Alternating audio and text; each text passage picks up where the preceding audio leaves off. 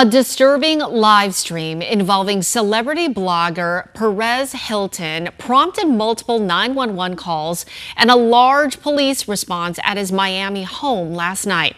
Hilton was later taken to a hospital for medical care.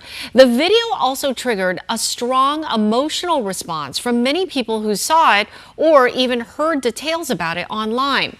Psychiatrist Dr. Anna Shire joins us now to help process what happened. Dr. Shire, thanks so much for joining us. Thank you for having me. So why is it that when we watch something on social media, even if we don't even know that person, they're a complete stranger, why does that trigger such an intense emotional response?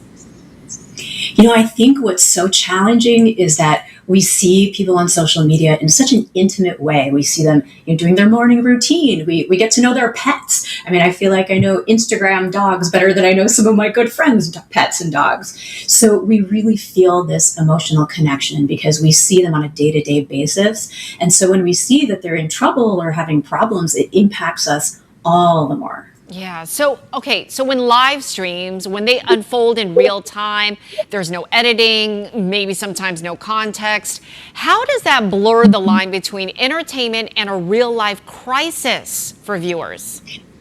Yes, I feel like you nailed it right there. When things are live, there's no guardrails. And I mean, as it is, there aren't enough guardrails in social media to keep us, and for that matter, our children safe.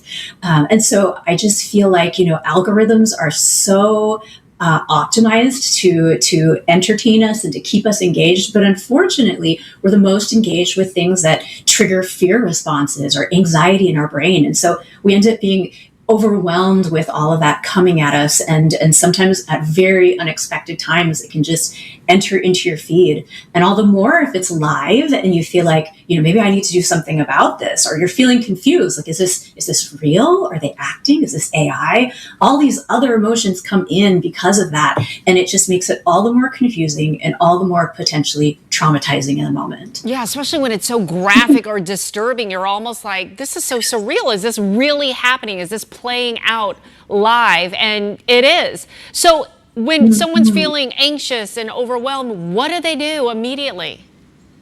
So I think the biggest thing is to recognize your emotions and to try to step away. Everyone who has a feeling of compassion in a heart, they're going to feel things, and that is okay. So normalizing that you should be having these feelings, that's healthy, that's all right. But there's a difference between feeling it and becoming obsessed over it. And I think when you start to see, okay, I'm trying to find it in different places, I'm reading all the comments, and I'm starting to engage with people, or maybe, defend the person, that I feel strongly about, that's when you really start to get sucked into it. And that's when it can start to move from something you've witnessed to something that's really impacting you on a day-to-day basis, which is confusing because in your mind, this person doesn't even know me, but yet you feel so attached and so connected to them that can be really, really difficult to be able to parse through. Well, and obviously even more difficult for kids. We know biologically their brains aren't even developed till mid-20s. So what would you say to parents, who may have had their kids see disturbing videos or content? What should parents do? How should they start that conversation?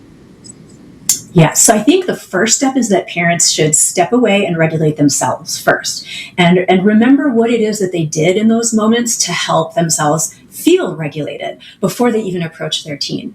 And when you do approach your teen, you don't necessarily want to say, so did you see that one video?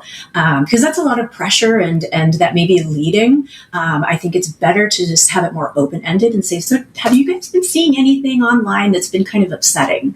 And definitely open up the topic from there, because you want it to be something that you can discuss with your teens. Otherwise, teens will try to do it on their own, and they'll go through the threads, or they'll talk with their peers, but their peers also aren't made to really understand how do I manage such a big, huge crisis in real time.